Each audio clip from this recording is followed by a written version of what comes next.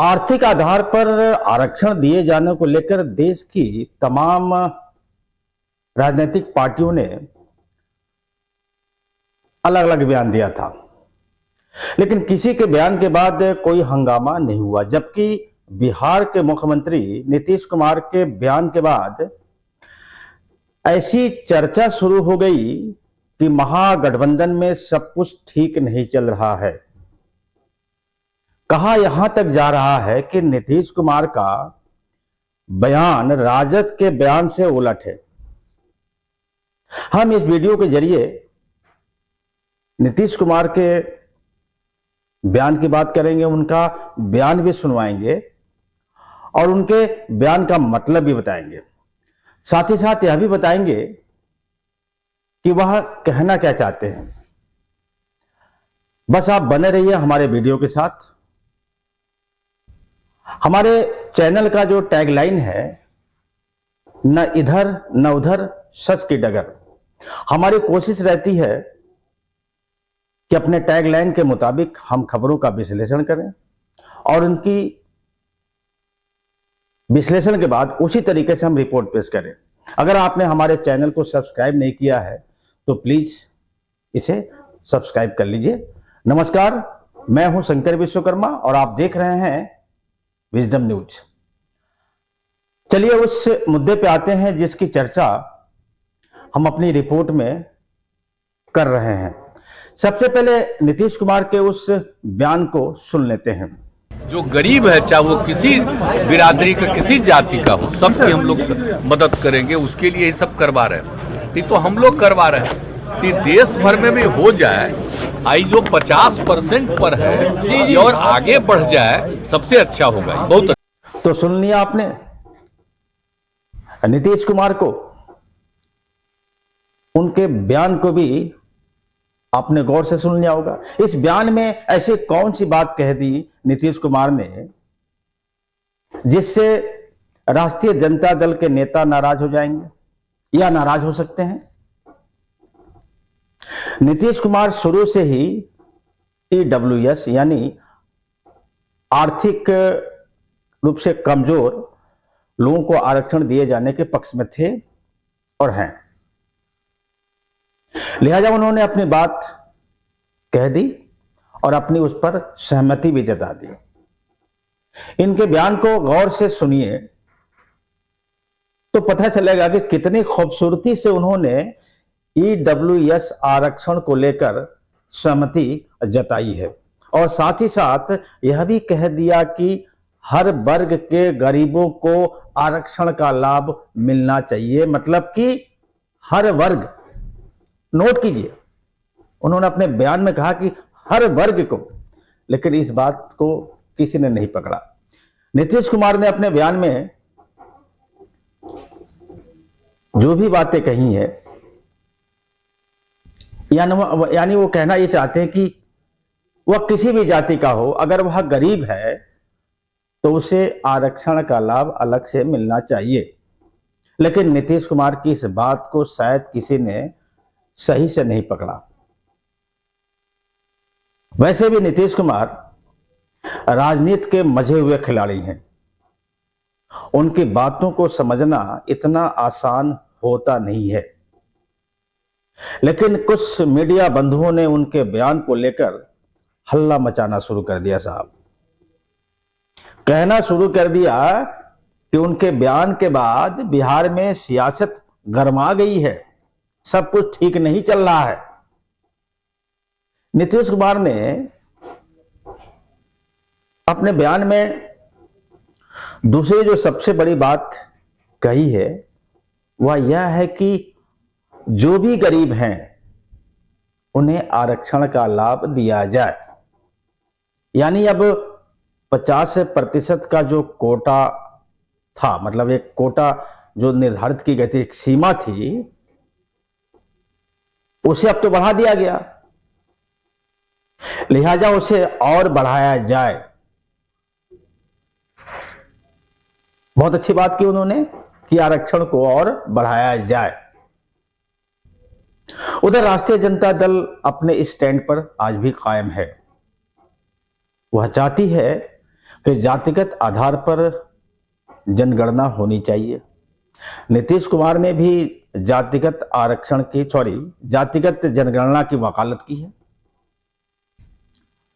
नीतीश कुमार के इस बयान के बाद भारतीय जनता पार्टी ने एक अलग बयान दिया है। उनके बयान के क्या मतलब हैं हम बताएंगे बाद में। उसके पहले बात कर लेते हैं EWS आरक्षण के बारे में, यानी इकोनॉमिक वीकर सेक्शन, आर्थिक रूप से कमजोर वर्ग के लोगों को दिए गए आरक्षण के बारे में। सुप्रीम कोर्ट की 5 जजों की बेंच में से 3 जजों ने आरक्षण के पक्ष में बयान दिया था, जबकि तत्कालीन चीफ जस्टिस यू ललित और जस्टिस रविंद्र भट्ट ने इसे संविधान के खिलाफ बताया था।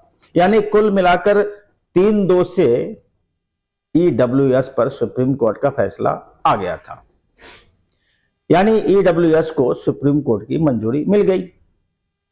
EWS आरक्षण के लिए बाकायदा गाइडलाइंस बनाई गई है।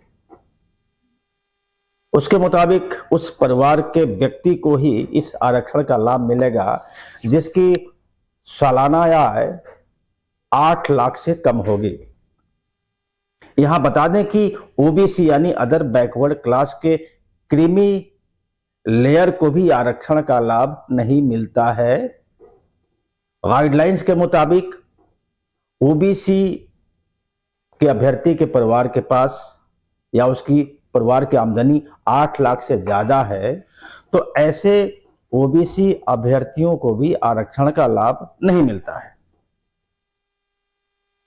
EWS के लिए कृषि भूमि की भी एक सीमा तय कर दी गई है। यानी सामान्य जाति के अभ्यर्थी के परिवार के पास 5 एकड़ से ज्यादा कृषि भूमि नहीं होनी चाहिए। आवास 1000 वर्ग फीट से कम होना चाहिए। अधिसूचित नगर पालिका में 100 वर्ग से कम का प्लॉट होना चाहिए। इससे ज्यादा अगर बड़ा प्लॉट होगा तो EWS आरक्षण का लाभ नहीं मिलेगा। गैर अधिसूचित नगर पालिका इलाके में आवासीय प्लॉट की सीमा 200 वर्ग गज की रखी गई है। अब मैं जरा 5 एकड़ जमीन की बात कर लेता हूं। अगर कृषि भूमि यानी खेत ठीक है, मेरा मतलब कि वह जमीन बंजर नहीं है, पथरीली नहीं है, तो ऐसी जमीन पर 1 एकड़ में लगभग 18 से 20 कुंटल गेहूं प्रति वर्ष पैदा होता है। यानी 5 एकड़ में लगभग 100 कुंटल गेहूं प्रति वर्ष और लगभग 100 कुंटल धान भी प्रति वर्ष पैदा हो जाता होगा। अब जिन्हें खेती की जानकारी है वह बेहतर समझते हैं कि एक साल में 100 कुंटल गेहूं और 100 कुंटल धान अगर खेत में पैदा होता है तो उसकी कीमत क्या होगी। कुछ लोग शायद इस पर भी सवाल उठाएंगे कि 100 कुंटल गेहूं और 100 कुंटल धान पैदा करने के लिए खाद, पानी तथा खेतों की जुताई में भी तो पैसा लगता है, तो साहब उसका भी हिसाब निकाल लीजिए, उसके बाद कीमत का आकलन कर लीजिए। खैर, हम उस पर और बहुत ज्यादा नहीं जाएंगे, लेकिन हाँ, ये एक बात तो तय है कि अगर उसी जमीन पर आधुनिक खेती किया जाए तो मुनाफा कई गुना ज्यादा बढ़ जाता है। तो यह है उस जमीन की सीमा जो EWS का लाभ पाने वाले लोगों के लिए तय की गई है। चलिए, यह तो हो गई बात खेतों की। अब जरा बात सुनते हैं भारतीय जनता पार्टी के नेता की। आप जो है बिहार के मुख्यमंत्री हैं, आप जितना हो सकता है आरक्षण के दायरे को बढ़ा सकते हैं। आप क्यों नहीं बढ़ा रहे हैं? आपको कौन रोका है? आप भारत के संविधान के दायरे में रह करके सर्वोच्च न्यायालय के आदेशों को मानते हुए आपको जितना आरक्षण देना है दीजिए, हम लोग स्वागत करेंगे। लेकिन गरीब सवर्णों को जो सर्वोच्च न्यायालय का फैसला है उसका तो आप कुटिलता पूर्वक अपने बयान से राजद की संगति में जाकर इस टाइप का बयान मत। तो सुन लिया आपने, भारतीय जनता पार्टी के नेता की बात, इन्होंने अपने बयान में स्वर्ण शब्द का जिक्र किया है, जबकि संविधान में कहीं भी स्वर्ण शब्द का जिक्र नहीं किया गया है। हर जगह जनरल कैटेगरी इंग्लिश में, जबकि हिंदी में सामान्य जाति का ही जिक्र है। ऐसे में भारतीय जनता पार्टी के नेता स्वर्ण की बात क्यों कर रहे हैं? और जहां तक सामान्य जाति की बात है, तो सामान्य जातियां तो सभी हैं। उन्हीं में से कुछ जातियों को सामाजिक आधार पर रिजर्व कैटेगरी में डाल दिया गया है। चलिए अब एक बार फिर हम बात करते हैं नीतीश कुमार के उस बयान के बारे में जिसकी हमने शुरू में चर्चा की थी। नीतीश कुमार के बयान के बाद तमाम मीडिया ने अपने अपने मन से उनकी बातों को समझा। यहां मैं जिक्र कर दूं जिसका जिक्र मैं अक्सर अपनी रिपोर्ट में करता हूं कि रामचरितमानस की एक चौपाई है कि जाकी रही भावना जैसी, हरि मूरत देखी तिन तैसी। यानी जिस बात को जो जैसा समझना चाहता है वह वैसा समझता है, लेकिन यहां यह कहना गलत नहीं होगा कि तमाम मीडिया संस्थानों के पत्रकारों ने उनके बयान को राजद के खिलाफ वाले नजरिए से ही देखने की न सिर्फ कोशिश की है, बल्कि पूरे देश को यह बताने की कोशिश की है कि महागठबंधन में सब कुछ ठीक नहीं चल रहा है। जबकि नीतीश कुमार के बयान के बाद न तो राष्ट्रीय जनता दल के नेता और उप मुख्यमंत्री तेजस्वी यादव को बुरा लगा है और न ही किसी राजद नेता ने नीतीश के बयान की खिलाफत की है। ऐसे में एक बात आसानी से समझी जा सकती है कि संभवतः कुछ ताकतें हैं जो महागठबंधन में बिखराव चाहती हैं, महागठबंधन को टूटते हुए देखना चाहती हैं।